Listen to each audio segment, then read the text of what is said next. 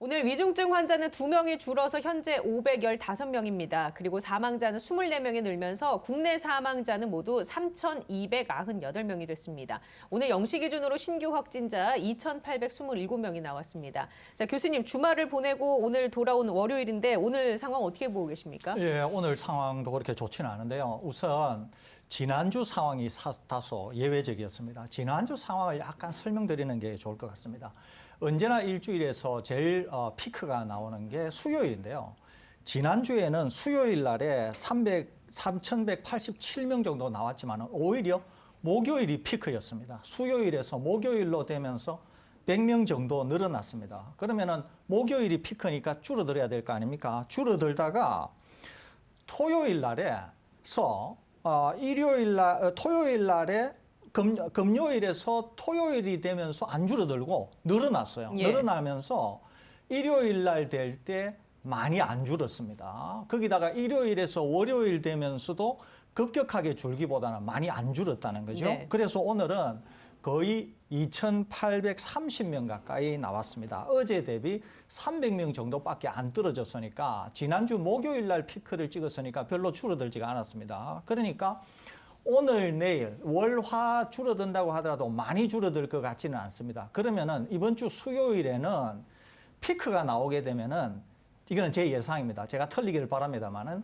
제 예상으로는 이번 주 수요일에는 역대 최고치인 거의 3,500명이 나올 가능성이 있다. 이렇게 점쳐집니다. 심지어는 3,500명을 돌파할 가능성도 있다고 하는 게 지난주에 예외적인 상황, 올해 이번 주에 많이 줄어들지 않은 것, 이런 것들을 감안하면 그렇게 나올 가능성이 있다는 생각이 듭니다. 특히 중요한 것은 요즘에 확진자가 많이 나오는 것 중에 계속 고령층에서 확진자가 많이 나오고 있습니다. 이렇게 되면은 이제 위중증으로 가면서 상당히 병상 부족 문제를 압박할 수 있다고 하는 점 때문에 확진자가 많이 나오는 상황이 좋지 않다 이렇게 볼 수 있겠습니다. 위중증 사망과 관련해서도 일요일인 어제 30분이나 사망하셨고 오늘도 24분이나 사망하시면서 누적 치명률이 다소 오르는 방향을 보이고 있다고 하는 점에서 좀 나쁘다 이렇게 볼 수 있습니다. 현재 위중증으로 병원에서 치료를 받고 계신 분은 515명인데 연령별로 살펴보게 되면은 60대 이상인 경우가 445명, 전체 대비 86.41%, 계속 80%에서부터 시작해가지고 6.41% 정도로 높아졌으니까 60대 이상이 계속 쌓이고 있다 이렇게 볼 수 있겠습니다. 50대까지 확대하게 되면은 481명, 전체 대비 93.40%. 그러니까 이것도 50대 이상까지만 하더라도 계속 늘어나고 있다 이렇게 볼 수 있겠습니다. 0세부터 19세까지는 위중증자가 한 명이 없고 지금까지 코로나19 전체 누적 사망으로 보더라도 0세부터 19세까지는 우리나라에서 아직까지 사망이 한 명도 없었다 이렇게 볼 수 있겠습니다. 신규 사망, 오늘 24분이 안타깝게 사망하셨는데 오늘은 이전 날과 다르게 다소 젊은 연령층에서도 사망자가 나왔습니다. 예. 60대 이상인 경우에는 지금 전체 사망자 24명 대비 21명이 사망해서 비율로는 87.5%, 50대까지 하게 되면은 23명이 사망해서 95.83%, 40대도 오늘 신규 사망자가 한 분 계신데요. 40대까지 포함이 되면은 전부 100%입니다. 아마 40대 사망자는 기저질환이 있는 분으로 생각이 됩니다. 그렇기 때문에 지금과 같이 확진자가 많이 나오는 상황에서는 기저질환이 있으신 분들은 위험하고 특히 여러 번 말씀드린 것처럼 여전히 고령층에서는 상당히 위험하기 때문에 아직까지도 고령층 중에서는 백신 접종을 안 한 분들도 꽤 있다고 알려져 있습니다. 그렇기 때문에 고령층 중에서는 계속 주의를 기울여야 되는 그런 구간에 있다. 이렇게 정리할 수 있겠습니다. 예, 그 병상 대기와 관련한 이야기는 잠시 후에 자세하게 또 나눠보도록 하고요. 백신 접종 현황은 현재 어떻습니까? 네, 주말에는 백신 접종자가 많지가 않았었는데요. 일단 추가 접종 1,937명 늘어서 누적 약 180만 9천여 명 정도가 지금 추가 접종을 한 상태고요. 접종 완료자는 4,049만 5천여 명으로 인구 대비 78.9%로 기록이 되고 있습니다. 네. 자, 이런 가운데 어제 문재인 대통령과 국민이 함께하는 국민과의 대화가 생방송으로 진행이 됐는데요. 각종 현안에 대한 질의 그리고 응답이 이루어졌습니다. 특히 단계적 일상 회복을 시작한 시점에서 여러 가지 질문이 오갔는데 일단 어떤 얘기들이 오고 갔습니까? 네, 일단은 돌파 감염 그리고 지금 단계적 일상 회복 이후에 확진 환자가 늘고 있는 상황에서 다시 사회적 거리두기 같은 조치가 있을 가능성에 대해서 이제 묻는 질문이 있었습니다. 그리고 또 먹는 치료제에 대한 이야기도 있었고요. 일단 뭐 문재인 대통령께서는 이제 통상적으로 원론적인 답변을 하셨어요. 일단은 부스터샷 접종의 필요성에 대해서 강조를 했고, 그리고 위중증 환자가 늘어나서 도저히 감당할 수 없는 상황이 되면은 일상 회복을 잠시 중단할 수도 있을 가능성에 대해서도 이야기를 했고요. 이건 뭐 권덕철 보건복지부 예. 장관이 이야기한 것과 괴를 같이 하는 대목이고요. 그리고 정은경 청장이 이미 이야기했던 대로 먹는 치료제 40만 명분을 선구매 계약을 했기 때문에, 그리고 또 국산 치료제 같은 경우에도 기대해 볼 만하다라는 이야기도 했었습니다. 네, 교수님 혹시 보셨습니까? 예, 저는 뭐 생방송으로 보지는 못하고요. 예. 일부만 봤는데 그냥 뭐 원론적인 차원의 말씀을 하신 게 아닌가 이렇게 생각이 듭니다. 예. 돌파 감염과 관련해서 매뉴얼이 없어서 죄송하다라는 언급을 하셨는데 돌파 감염이 있을 수 있지만 이 경우에 신속하게 의료 조치를 받을 수 있도록 매뉴얼을 잘 갖추겠다라는 발언을 했단 말입니다. 네, 여기 그런데 이 부분에 대해서는 뭐 사실은 뭐 문재인 대통령께서 방역 전문가가 아니기 때문에 이제 뭐 약간 아쉬운 점이 있습니다. 왜냐하면은 돌파 감염 자체는 설교 교수님이나 제가 여러 차례 이야기했듯이 언제든지 나올 수 있는 것이고, 사실은 더 중요한 것은 무엇이냐면 돌파 감염 자체가 나았다라는 사실 자체가 아니라 이건 대통령께서 미안하다고 사과할 이유가 전혀 없는 것입니다. 예, 자연스러운 일이었다. 언제든지 나올 수 있는 일이니까요. 오히려 돌파 감염이 나오고 나서 그 돌파 감염자들이 위중증으로 이어지는 비율이 백신 미접종자와 비교했을 때 어느 정도나 되는지 등등을 따졌을 때 사실은 통계가 보여주지만 돌파 감염자들이 위중증으로 이어지는 경우는 아주 고령층에 국한되는 아주 드문 일이거든요. 예. 그러니까 그런 부분들이 좀 더 친절하게 설명이 되었더라면 좋았겠는데, 뭐 문재인 대통령께서 방역 전문가는 아니기 때문에 네. 일단 원론적인 차원의 답변을 하신 것으로 보입니다. 제가 약간 뭐 대통령께서 원론적인 말씀을 하셨다고 하는 거는 대통령께서 이제 전문가가 아니시기 때문에 깊은 얘기를 기본적으로 국민에게 하시기가 기본적으로 어렵지 않습니까? 그렇다고 이제 대통령께서 국민과의 대화인데 다른 참모진들이 나서서 또 설명하는 것도 조금 모양새가, 어색하잖아요, 예. 모양새가. 그래서 이제 대통령께서 말씀하시다 보니까 깊은 얘기를 못 하신 것 같은데, 제가 하나 약간 좀 아쉬웠던 게 뭐냐면은 이제 참모진이 보고는 하셨겠죠. 그런데 이제 먹는 치료제 40만 명분에 대해서 제가 약간 좀 아쉬웠어요. 뭐냐면 이겁니다.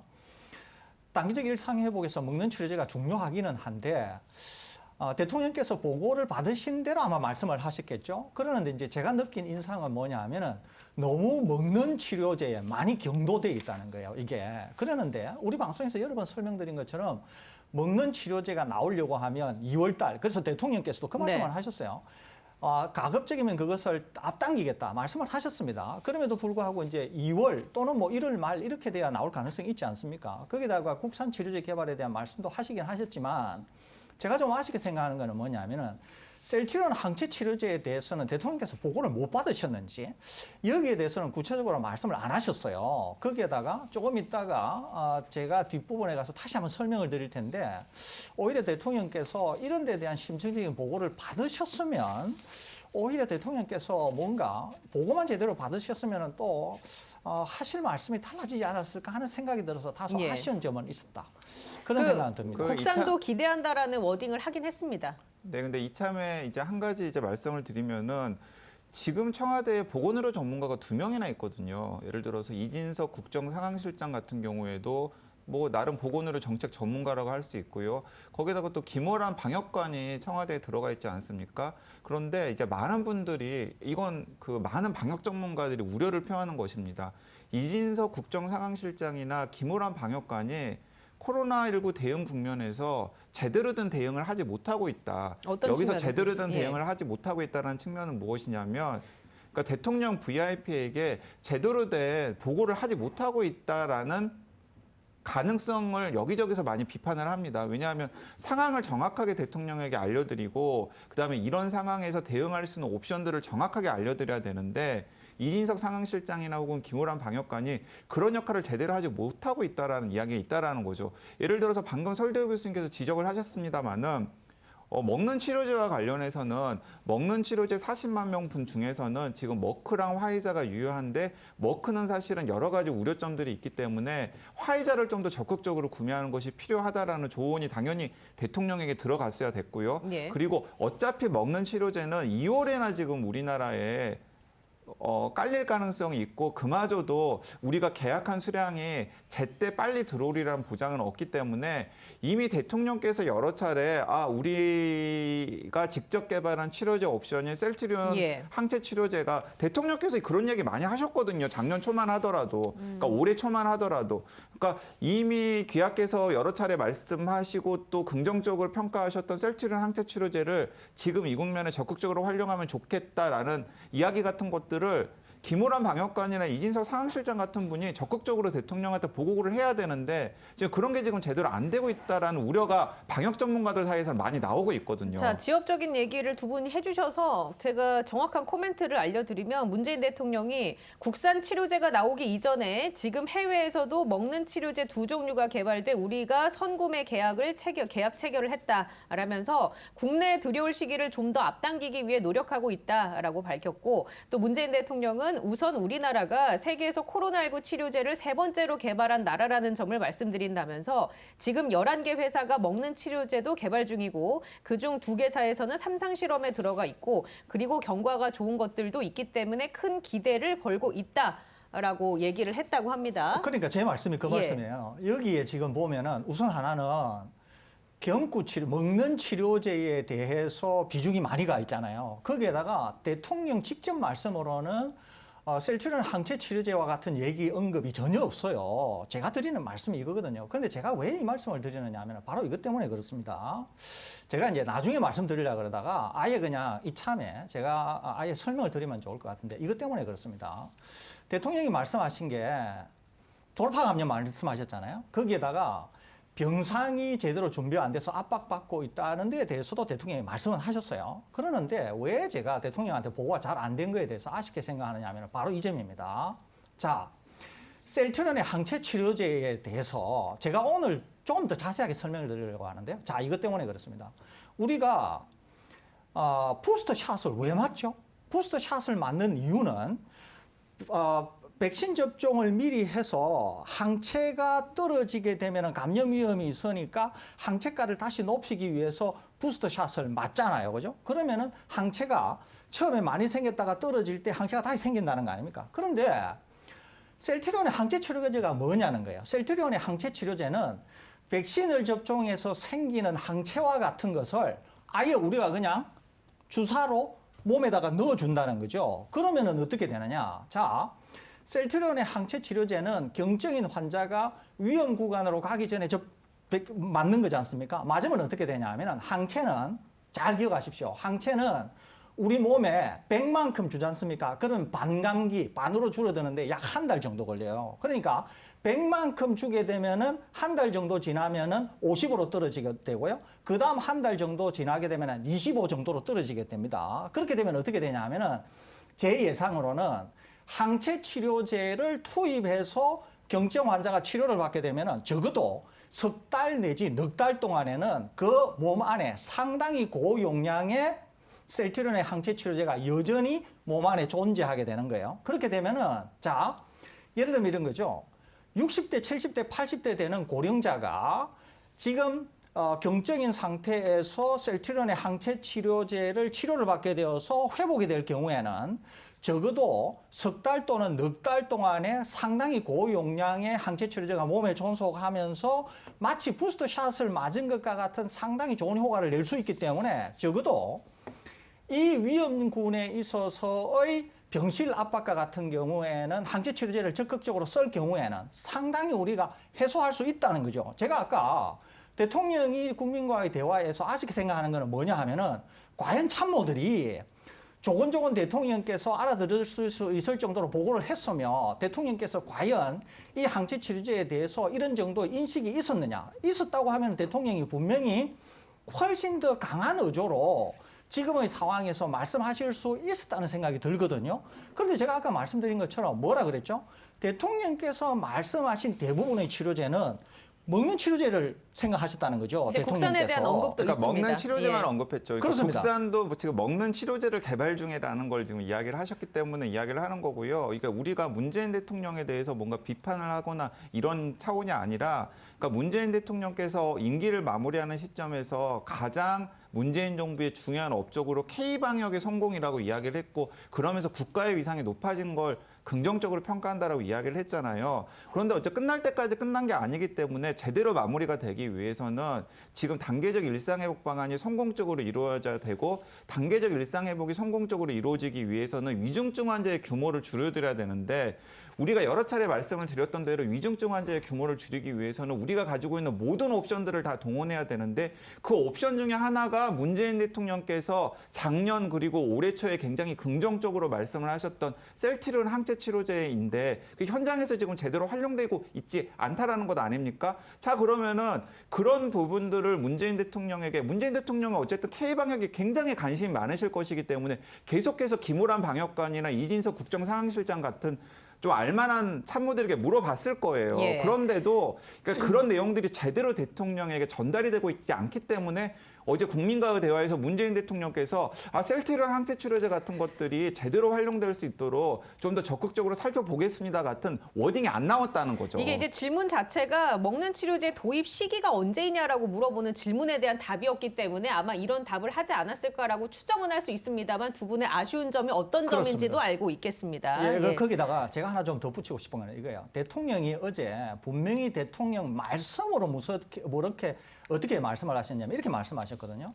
상황이 악화되게 되면은 방역 조치가 강화될 수 있고 동시에 지금 단계적 일상 회복을 잠시 멈출 수도 있다. 이 말씀을 대통령이 분명히 말씀을 하셨어요. 이 얘기는 뭐냐면은 단계적 일상 회복 1단계에서 2단계로 못 가거나 또는 상황이 호전되지 않을 가능성을 언급하셨을 뿐만 아니라 상황이 더 나빠지게 되면 다시 소상공인이나 자영업자가 굉장히 어려워질 수 있다고 하는 것을 당신의 말씀으로 직접 언급했다고 하는 중조성이 있다는 거예요, 여기에. 그러는데 제가 여러 번 말씀드린 것처럼 지금의 상황이 엄중하기 때문에 셀트리온의 항체 치료제라고 하는 것은 우리나라가 개발했지만 아주 값싸면서도 안전하게 동원할 수 있는 정말 좋은 방법이라는 거죠. 지금 병실 압박도 줄일 수 있고 위중증 사망자도 줄일 수 있고 게다가 특히 위중증화의 위험이 높은 고령자도 구할 수 있으면서 병실 압박을 줄일 수 있는 이런 좋은 카드임에도 불구하고 제가 너무도 아쉽게 생각하는 것은 참모들이 적극적으로 대통령께 설명하지 않으심으로 해서 대통령이 충분히 인식하지 못하셨고 그렇기 때문에 정말로 위기 상황이면서도 동시에 좋은 기회가 될 수 있는 것을 어제 대국민 설명하는 장소에서 놓쳤다고 하는 이런 안타까움을 제가 다시 말씀드린다. 이 말씀입니다. 그 옆에 참모들이 설명하지 않았다는 바는 저희가 추정을 할 뿐 저희가 그렇습니다. 팩트를 확인한 것은 아니니까요. 아까 전에 교수님께서 얘기해 주신 것과 관련해서 우리나라는 다른 나라와 분명히 상황이 다른데 그중 하나가 신속하게 치료를 받을 수 있느냐 없느냐 이 부분이 굉장히 중요하다라고 얘기해 주셨잖아요. 근데 이제 수도권에 병상 대기자가 800명을 넘어섰다라는 기사들이 여기저기서 쏟아져 나오면서 얘기해 주신 것처럼 과연 우리나라가 신속한 치료가 가능하겠느냐라고 많은 분들이 걱정을 해주고 계십니다. 관련해서 뉴스 기사를 좀 몇 개 살펴볼까 하는데요. 일단 뉴시스에서는 병상 대기 804명 역대 최다, 수도권 환자 분류 과부하라고 얘기를 하면서 804명이 현재 대기 중에 있다라고 얘기를 하고 있습니다. 이 지점과 관련해서는 교수님은 그럼 어떤 의견 갖고 계십니까? 할 얘기가 좀 많습니다. 예를 들면 뉴시스의 이제 임재희 기자가 낸 이 기사가 되게 깁니다. 거기에다가 뭐 도표도 몇 개 있고 중환자 병실에 대한 것 등등 해서 굉장히 이제 많습니다. 또 서울신문에 이제 임효진 기자가 낸 것도 수도권 병상 대기자가 800명 정도 되고 최근에 이제 고위험군의 확진자가 많아지면서 수도권의 병상 부족 문제, 즉 수도권인 경우에는 거의 뭐 81% 정도의 병상이 차 있어서 지금 기다리는 병상을 필요로 하는 분까지 감안하면은 뭐 거의 포화 상태 아니냐 뭐 이런 식으로 이제 얘기하고 있습니다. 예. 거기에다가 실제로 병상을 배분하고 있는 실무진의 인터뷰까지 다 이제 기사에 집어넣으면서 상당히 이제 심층적으로 보도를 하고 있습니다. 그런데 이제 이런 보도들, 이 보도만 있는 게 아니라 다양한 형태의 많은 보도들이 있습니다. 그런데 하나같이 보도가 제가 많은 보도를 찾아봤는데요. 다 이겁니다. 정부가 병상 부족 문제를 제대로 처리하고 있지 못하다.